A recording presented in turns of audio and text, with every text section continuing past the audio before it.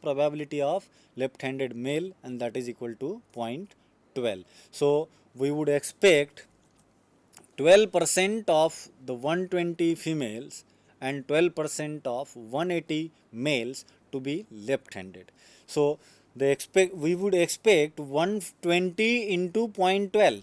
So here 120 into 0.12, so it is 14.4 females to be left-handed. This is the expected under the assumption that the null hypothesis is true. So 20 out of this, so 14.4 females to be left-handed and 21.6 males to be left-handed if we assume the null hypothesis. So accordingly, we have the formula for expected frequencies, that is Eij equal to Ri into Cj upon capital N, that is ith row total multiplied by jth column total divided by total sample size. So for example, for the first cell, this 12, the expected frequency is 136 into 120 upon 300. So it is 36 into 120 upon 300, that is 14.4. Okay, so in this way one can calculate all the expected frequencies. So if you observe again the same table, so observed frequencies versus expected frequencies. So in the same table I have presented both the frequencies observed, that is in blue background, and in orange background, that is expected frequency for each cell. Okay, so the test statistic is chi-square is again double summation Oij minus Eij square upon Eij with degrees of freedom r minus 1 into c minus 1. Here again I repeat, Oij's are the observed frequencies for ijth cell, Eij's are the expected frequencies for ijth cell, r number of rows, c number of columns, right, and the degrees of freedom is r minus 1 into c minus 1. For example, if we take 5 by 5 table, then the degrees of freedom is 5 minus 1 into 5 minus 1, that is 16 degrees of freedom. So from this observed and expected data, one can calculate the test statistic, chi-square test statistic, using the formula, and ultimately we get the value of chi-square, that is 0.6848. So this is the calculated value. We call it as observed value of chi-square, right? Observed value of chi-square. Now, since it follows a chi-square distribution with r minus 1 into c minus 1 degrees of freedom, but here in this example we have r number of rows, so there are 2 rows, number of columns, there are 2 columns, so the degrees of freedom is 2 minus 1 into 2 minus 1, that is equal to 1 into 1 equal to 1. So we find the chi-square value. So chi-square with 1 degrees of freedom and 0.05 level of significance is 3.841. So this shaded region is the probability for this is 0.05. That means this is the rejection region, right, and this is the acceptance region. See, this is the this is our table value 3.841. This is our calculated value from the data 0.6848. So calculated is less than table. Calculated value is less than table. So we do not reject the null hypothesis, right, because this is the decision rule. So we do not reject the null hypothesis, and we conclude that gender and hand preference are not associated, right. That means there is no association between gender and the hand preference. So this is the example of 2 by 2 contingency table. So similarly one can generalize this for r by c contingency table, because the calculation part is exactly same. So here again I have another example, that is petrol preference, type of petrol versus income category. So we have 4 income categories, less than 30,000 rupees, 30,000 to 49,999, and 50,000 to 99,000, and at least 1 lakh, that means more than 1 lakh rupees. So in this case, the type of petrol is regular petrol, premium petrol, and extra premium petrol. That means whether there is an association between the type of petrol and income category. That means the preference depends on income or not. So that we want to test here. So we have total 385 observations. Out of 385 observations, so some are belongs to first income category, some are into second category, and so on. Similarly, here some individuals prefer regular petrol, some prefer premium petrol, and some prefer extra premium petrol. So this is 4 by 3 contingency table. Now here we want to test again the association or dependency. That means whether they are associated or not. So same hypothesis, same type of hypothesis can be framed out, that is there is no association between preference for type of petrol and income. Against H1, preference for type of petrol is not independent of income, right? So null hypothesis against the alternative hypothesis.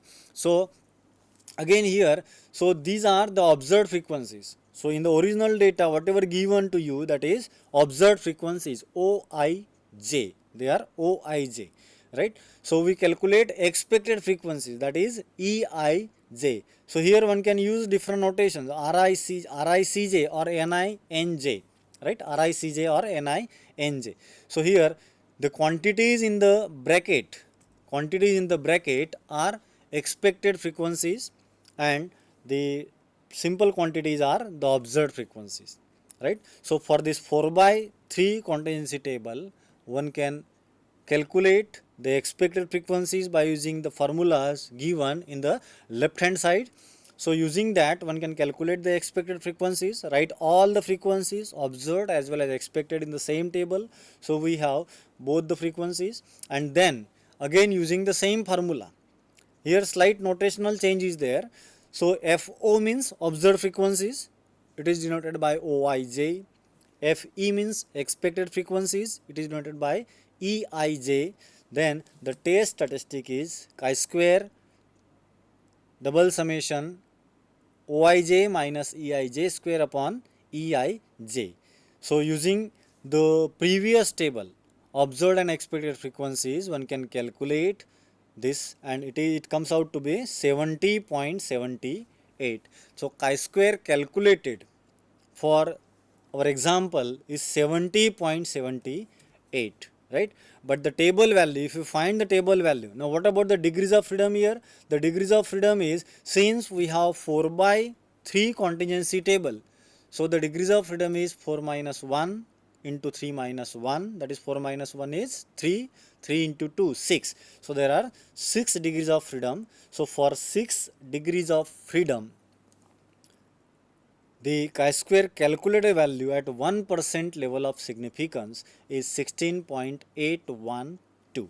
And if you observe the calculated and tabulated value, so calculated is 70.78, tabulated value is 16.81. So calculated is greater than the table value. So ultimately our decision is reject the null hypothesis. So rejection of null hypothesis means, here we reject the null hypothesis means there is no association between the preference of the type of petrol and income.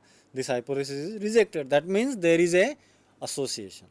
There is a association, or one can alternatively say that preference for type of petrol is not independent of income. It is not independent of income. So this is about the chi-square test of goodness of fit. So basically there are, in testing of hypothesis, there are two types of test, parametric as well as non-parametric test. So in parametric test we have chi-square, T, F and Z, and the speciality of all this test, chi-square, T, F and Z, all arrived from normal distribution. So all these tests are from normal distributions. One can derive chi-square test, T test, F test and Z test from normal distribution. So this is about the application of chi-square distribution. Chi-square is a continuous distribution. So application of chi-square distribution for testing of hypothesis. Similarly, one can take various example from various field. One can take the examples from psychology. One can take the example from marketing. I have taken this example. This is the example from marketing. This is example from marketing. Okay, preference of petrol. Preference of petrol is the example from marketing. So there are many application one can use, but the main thing is whenever we have a qualitative data, for example type of petrol, use of type of petrol. So type of petrol, that is qualitative character, whether it is regular, premium or extra premium, right? So in this way one can test the hypothesis where we have a qualitative data. So in case of qualitative characteristics, one can use chi-square test for testing the independence, but many times we have a quantitative data also. For example, the first example which we have discussed, that is about the number of customer, arrival of customer. So here we have a quantitative data. So in that case also one can use chi-square test. That test is known as test of goodness of fit. So depending upon the distribution, in the first case we have discussed the uniform distribution. In the second case we have discussed the Poisson distribution. So depending upon the interest of the investigator, one can test various distribution like binomial, Poisson, normal, exponential and any other distribution can be tested by using the chi-square test of goodness of fit.